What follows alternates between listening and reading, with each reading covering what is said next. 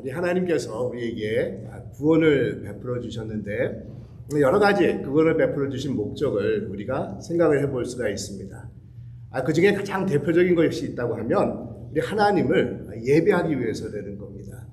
우리 구약에서 우리 하나님께서 애굽에서 종살이하고 있었던 이스라엘 백성들을 이제 출애굽을 시켜서 이제 하나님의 백성으로 구원을 허락해 주셨는데 그때 하나님께서 말씀하신 것은 이들로 하여금 나를 예배하게 하기 위해서 하나님께서 이스라엘 백성들을 부르셨다는 겁니다.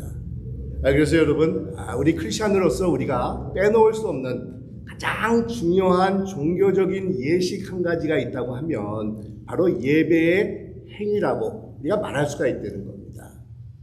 하지만 참 안타깝게도 이 세월이 지나다 보니까 이런 예배에 대한 중요성들이 우리 크리스천들 속에서 많이 사라지는 것을 우리가 발견할 수가 있는데, 얼마 전에 제가 읽은 기사 내용입니다. 최근 미국에서 이 기독교인들, 특별히 이 보수적인 이렇게 복음주의자들, 에반젤리칼이라고 그러지 않습니까? 이들에 대한 그런 변화된 이 동향에 대한 그런 기사가 나왔는데, 많은 그런 복음주의 크리스천들 중에서 교회 예배는 참석을 하지 않으면서 대신에 정치적으로 보수적인 그런 팟캐스트나 유튜브를 보는 경향들이 최근에 많아졌다고 하는 그런 기사 내용을 제가 읽어봤었습니다. 이 여론조사 기관에 의하면 이 복음주의자들이 15년 전인 2008년도에는 절반 이상이 한 달에 한 번 이상 교회에 나왔다는 겁니다. 한 달에 한 번 이상 교회에 나왔었는데 15년 전에, 이제는 그것이 어떻게 변했느냐 하면은 절반 이상이 1년에 한 번 정도 교회에 나가는 것이 현실이 되었다는 겁니다. 특별히 이 코비드 기간을 거치면서 많은 분들이 교회 예배에 참석하는 것에 대해서 관심을 잊어버리고, 그렇다고 온라인으로 예배를 참석하는 것도 아니면서 대신에 이런 정치적인 그런 유튜브를 추종하고 있다라는 그런 내용이었다는 겁니다. 그러니까 점점 세속화 영향력이 확장이 되어가고 종교의 역할이 축소화가 되고 그 틈을 비집고 다른 영향력 있는 매체들이 자리를 채우는 그런 현상들이 오늘날 일어나고 있다는 겁니다. 하지만 여러분, 예배가 생략된 신앙생활을 한다는 것은 있을 수가 없는 일입니다. 예배가 없이는 크리스천의 정체성을 우리는 유지하기가 참 힘들다는 겁니다. 그만큼 여러분, 예배라는 행위는 신앙생활에서 빼놓을 수 없는 이 절대적인 요소라고 할 수가 있는 것입니다. 우리는 예배를 통해서 온 역사의 주관자 되시는 우리 하나님을 만나게 되고 그분의 뜻을 헤아려 보면서 믿음의 결단을 가지고 이 세상을 살아가는 이 자들이 될 수가 있는 것입니다. 또 예배를 통해서 우리는 하나님의 위대하심을 높이고 찬양하고 그분이 우리의 삶의 이 주인이 되심을 이 고백을 합니다. 하나님과 우리와의 관계가 이 정립이 되는 것입니다. 하나님은 우리의 아버지가 되시고 우리는 그분에게 속해 있는 이 자녀가 됨을 예배를 통해서 우리는 고백을 하고 인정을 하게 된다는 겁니다. 또 예배를 통해서 우리는 하나님께서 베풀어 주시는 사랑과 능력과 용기를 힘입어서 우리에게 주어진 그런 삶을 꿋꿋하게 이겨나가는 그런 자들이 될 수가 있습니다. 예배를 통해서 우리의 삶의 방향이 하나님의 선하시고 기뻐하시고 온전하신 뜻에 우리가 초점을 맞추는 그런 인생으로 되어갈 수가 있다는 겁니다. 궁극적으로 예배를 통해서 우리의 삶의 목적이 이제는 하나님께 영광을 돌리는 그런 삶으로 변화되어 갈 수가 있다는 겁니다. 그래서 여러분, 예배는 하나님과 우리의 관계를 묶어주는 이 매개체가 됩니다. 하나님의 구원을 받은 자녀라는 정체성을 우리가 예배를 통해서 확립하게 되고 확증하게 되고 그것에 감사하면서 또한 이 세상을 살아가면서 우리는 누리는 자로 우리가 살아가는 자가 될 수가 있다는 겁니다. 그래서 여러분, 예배는 구원받은 하나님의 백성들이 정말 빼놓을 수 없는 신앙의 가장 기본적인 요소이고 또 행위라고 할 수가 있는 것입니다. 그런데 여러분, 많은 크리스천들이 예배에 대해서 단지 습관적으로 참석을 하든지 아니면 예배에 대한 정확한 의미나 목적을 이해하지 못하면서 그냥 아무런 뜻도 없이 습관적으로 예배에 참여하는 그런 경우를 볼 때가 있는데, 여러분, 그런 면에서 우리가 오늘 예배의 의미를 다시 한번 되새겨보면은 우리 구약에 보면 예배라는 그런 단어가 대표적으로 이 두 개가 사용이 되고 있는 것을 우리가 생각을 해볼 수가 있습니다. 이 먼저는 히브리어인 이 아바드라는 그런 단어가 우리 구약에서 사용이 되고 있는데, 이 아바드라는 단어는 이 봉사 아니면 섬김이라는 그런 의미를 지니고 있는 이 단어가 됩니다. 그리고 또 다른 단어는 샤라는 그런 히브리 단어인데, 이 단어의 의미는 굴복한다, 이 엎드린다라는 그런 뜻입니다. 인간의 마음과 이 몸을 합하여서 전인격적으로 최대의 존경과 복종을 표현하는 그런 행위를 의미하고 있다는 겁니다. 그리고 신약으로 들어와서는 첫째로 프로스쿠네오라는 그런 단어가 예배라는 단어를 설명할 때 사용이 되고 있습니다. 우리 예수님께서 요한복음에 하나님의 영이시니 신령과 진정으로 예배할지니라 라고 말씀을 하셨는데, 그때 사용한 단어가 바로 이 단어입니다. 이 단어의 의미는 누구의 손에 입을 맞춘다, 아니면 존경의 표시로 다른 이 앞에서 자신을 엎드린다라는 그런 뜻이 된다는 겁니다. 그리고 신약에서 예배를 설명할 때 사용되는 두 번째 단어는 레이투기아라는 그런 단어가 되는데, 여러분, 로마서 12장에 보면 너희 몸을 하나님이 기뻐하시는 산제사로 드리라고 하면서 이런 너희의 드릴 영적 예배니라 라고 했었을 때, 그 예배라는 단어가 바로 이 단어라는 겁니다. 여러분, 이 단어에서 영어로 예배를 이렇게 예배 의식을 말할 때 리터지라는 그런 단어를 우리가 사용하는데, 그 단어가 바로 이 헬라 단어에서 유래가 되었습니다. 그 의미는 섬김과 봉사라는 뜻이 되는 겁니다. 그래서 여러분, 이런 구약과 신약에 나오는 예배라는 단어의 의미를 우리가 종합해 보면 예배를 이렇게 정의를 내려볼 수가 있는데, 인간들이 하나님 앞에 드릴 수 있는 최고의 존경과 존귀의 행위가 바로 예배다라고 우리가 정의를 내릴 수가 있다는 겁니다. 우리 하나님께서는 우리 삶에 모든 섬김과 복종과 헌신을 받으시기에 합당하신 분으로서 이런 마음이 표현되는 장소가 바로 예배의 장소가 된다는 겁니다. 그래서 시편 95편에 보면 시편 기자가 이렇게 말씀을 합니다. 오라 우리가 굽혀 경배하며 우리를 지으신 여호와 앞에 무릎을 꿇자, 이렇게 권면을 하고 있습니다. 근데 여러분, 우리는 오늘날 과연 어떤 자세와 태도를 가지고 예배에 임하고 있냐는 것입니다. 습관적이거나 아니면 수동적으로 마치 구경꾼과 같은 자세를 가지고 예배에 참여하는 우리 자신들을 발견할 때가 많이 있지 않습니까? 우리 한국말의 표현 중에 잘못된 것 중에 하나가 있다고 하면 예배를 보러 간다, 이런 표현이 아닐까 이렇게 생각을 해보게 되는데, 이 표현 뒤에는 예배를 마치 공연장에서 영화나 연극을 보는 것처럼 이 방관적인 그런 자세로 관람하는 뜻이 내포되어 있는 것을 우리가 생각을 해볼 수가 있다는 겁니다. 이 막치 목사는 이 무대 위에서 공연을 하는 자가 되고, 앉아있는 여러분들은 단지 관람객과 같은 자로 이 착각을 하면서 예배에 참여하기가 참 쉽다는 겁니다. 하지만 여러분, 예배자들은 예배를 구경하는 관람객들로 이 자리에 오신 것이 아니라는 겁니다. 자신들의 모든 정성과 마음과 뜻을 다해서 전 인격을 다해서 우리 하나님 앞에 존경과 헌신과 순종을 드리는 것이 예배가 된다는 겁니다. 여러분, 이것이 참 예배자의 그런 바른 자세와 태도가 됩니다. 근데 여러분, 왜 우리가 이런 자세와 태도를 가지고 하나님 앞에 나와서 예배하는 그런 자들이 되어야 되겠습니까? 예배의 진정한 의미는 우리의 가진 모든 것을 다해서 하나님의 하나 되심을, 하나님의 위대하심을 찬양하고 경배하는 것이기 때문이라는 겁니다. 근데 여러분, 이렇게 우리가 부족하고 연약한 그런 존재들인데 하나님께 모든 것을 드릴 수 있는 예배자가 될 수 있는 유일한 그런 이유가 있다고 하면, 그것은 다른 것이 아니라 바로 예수님께서 베풀어 주신 그런 구원의 은총이 있었기에 우리가 오늘날 예배자로서 위대하신 하나님을 우리가 경배하고 찬양하는 예배자가 될 수가 있었다는 겁니다.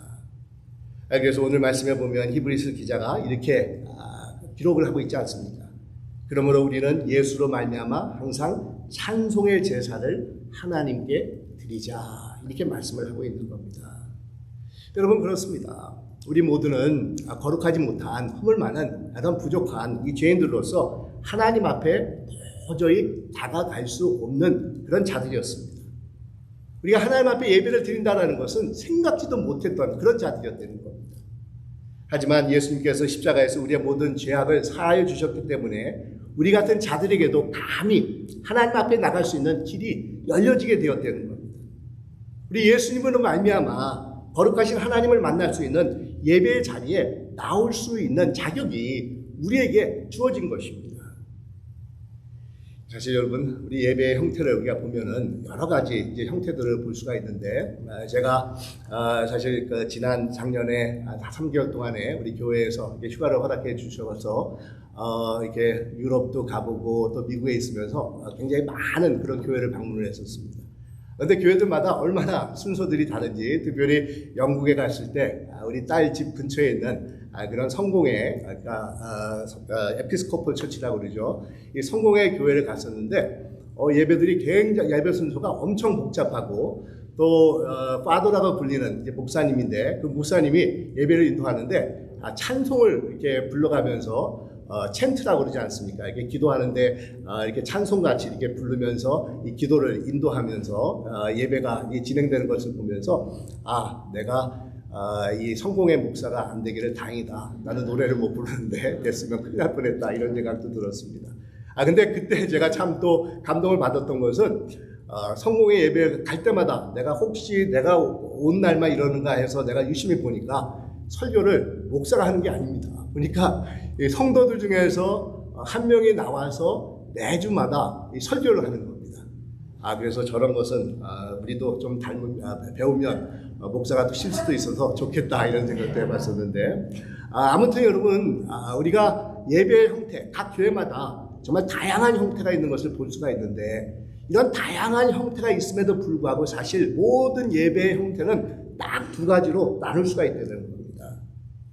이 하나는 예수님을 통해서 하나님께서 우리에게 베풀어 주시는 이 은총이고 또 다른 하나는 하나님의 은총에 대한 인간의 응답이 어떤 교파를 막론하고 모든 예배 형태에 그것이 들어있다는 겁니다.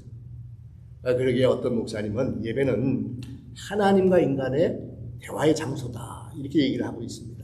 하나님께서 말씀하시고 인간들이 그것에 대해서 응답하는 대화의 시간이 예배다라고 말을 하고 있다는 겁니다. 또한 잔 스타트라는 목사님은 예배는 두 세상 사이에서 이루어지는 것이다 라고 하면서 저 하늘과 이 세상이 만나는 곳이 하나님과 우리 인간들이 만나는 곳이 예배다라고 이 정의를 내리고 있다는 겁니다. 근데 이렇게 하나님과 우리 인간 사이를 연결시켜 주시는 분이 바로 예수님이시라는 겁니다. 예수님을 통해서 우리는 예배에 나와서 하나님 앞에 하나님과의 만남을 가질 수가 있는 것입니다.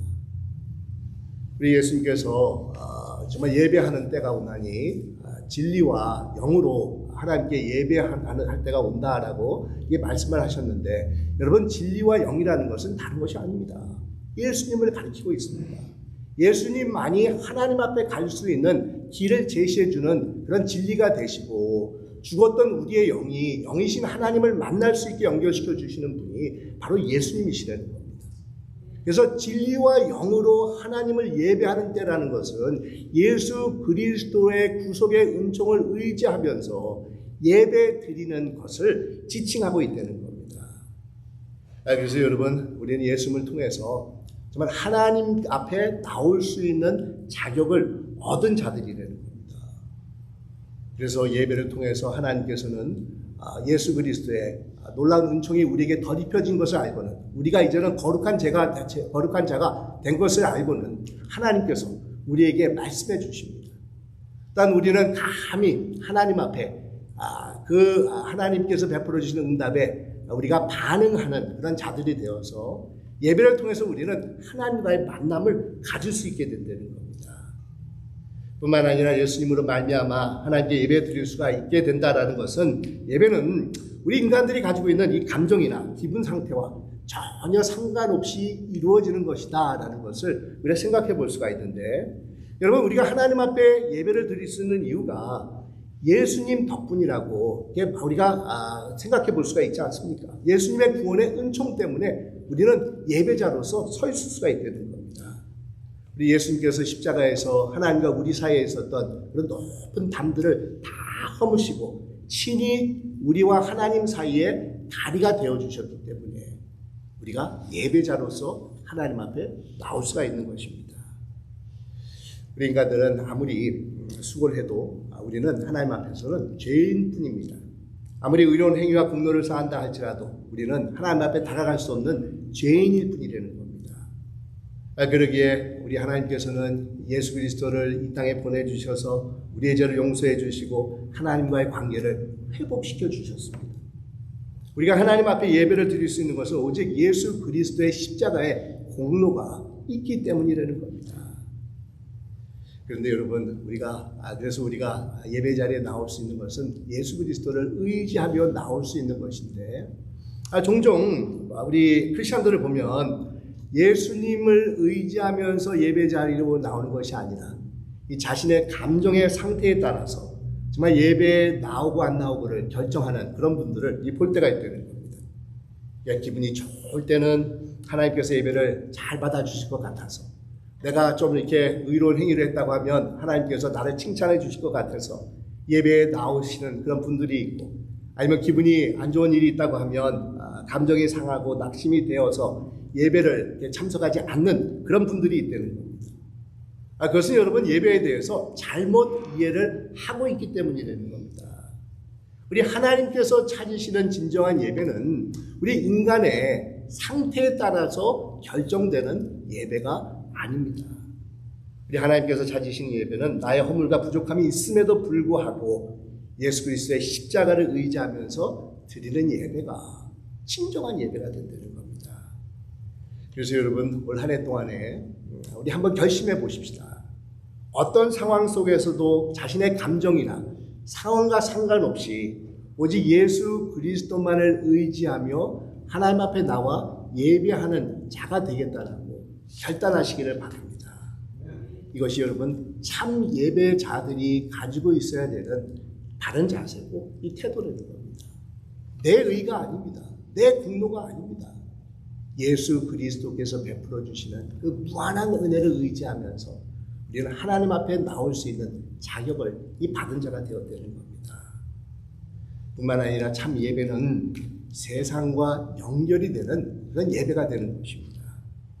이 진정한 예배는 우리가 모여서 주일날 1시간 이렇게 예배를 드리는 것뿐만 아니라 이제는 세상에 나가서 우리가 발을 디딛고 살아가는 모든 구석구석에서 예배가 이어져야 된다는 겁니다. 이 로마서 12장에서 사도 바울이 이렇게 말씀을 하고 있지 않습니까? 너희 몸을 하나님이 기뻐하시는 거룩한 산 제사로 드리라. 이는 너희의 드릴 영적 예배니라. 이렇게 말씀을 하고 있습니다.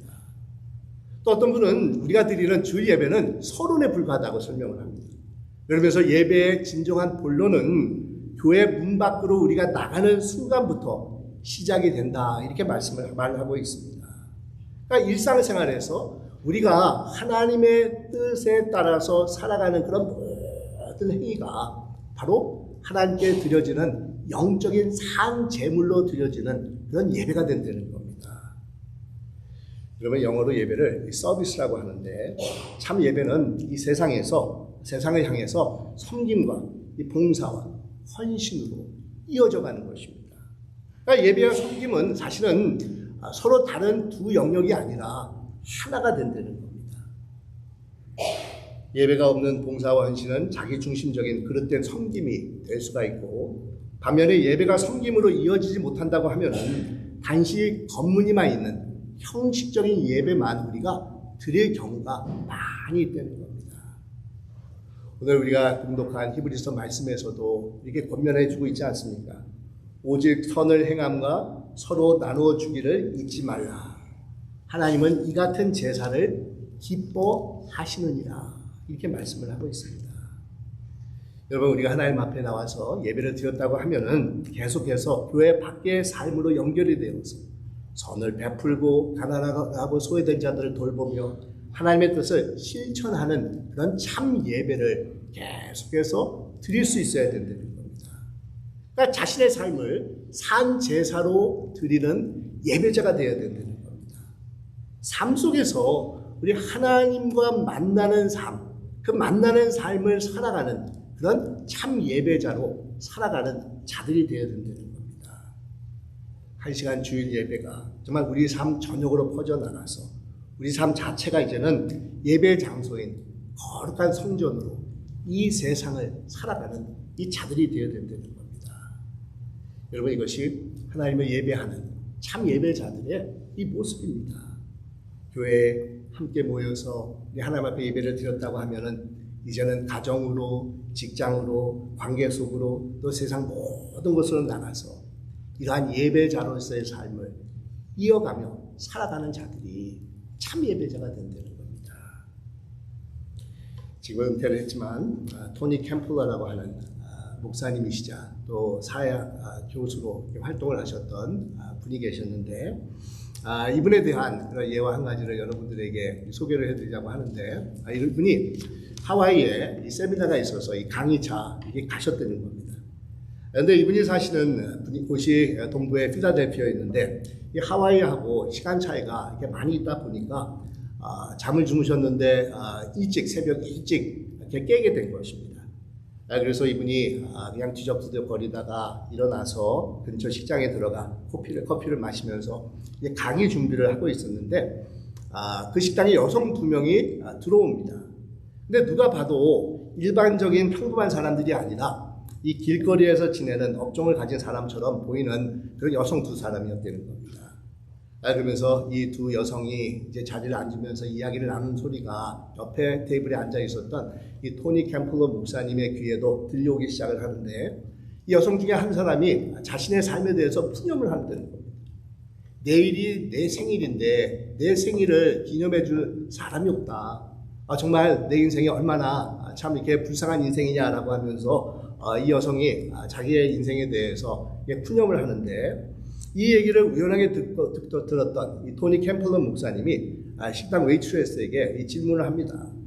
저 여성들이 이 식당에 자주 들립니까? 네, 이 시간이 되면은 이 두 여성이 꼭 이 식당에 들립니다. 이렇게 대답을 해줍니다.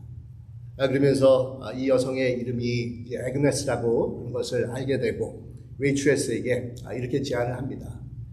자신이 비용을 다 댈 테니까 우리 애그네스에게 내일 생일 파티를 열어주면 어떻겠느냐 이런 제안을 합니다.